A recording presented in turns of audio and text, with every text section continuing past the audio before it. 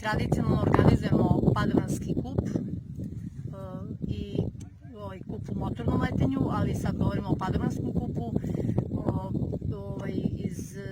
Takmičari su iz Užica, iz Gračanice, iz Paraćina, dve ekipe, znači oko 12 takmičara, jedno skromno takmičenje, ali u ovom terminu je malo nezgodno vreme. Recimo imamo trenutno jugozapad vetar koji pravi izuzetne smetnje takmičarima, jer je vrlo turbulentno i stvaraju se rotori preko brda, jer naši pravci su definisani jugoistok i severozapad, ovako kako je i locirana pista, međutim sada je po 90 stepeni vetar, ali dobro, održat ćemo takmičenje u ovim uslovima kakvi su nam nametnuti.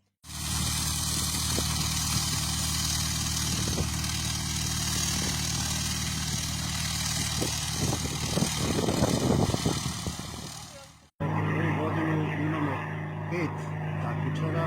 Nažalost, naš Saša Godić nije mogao sutra putiti za Kanadu i iz Trstenika su nam došla dva gosta.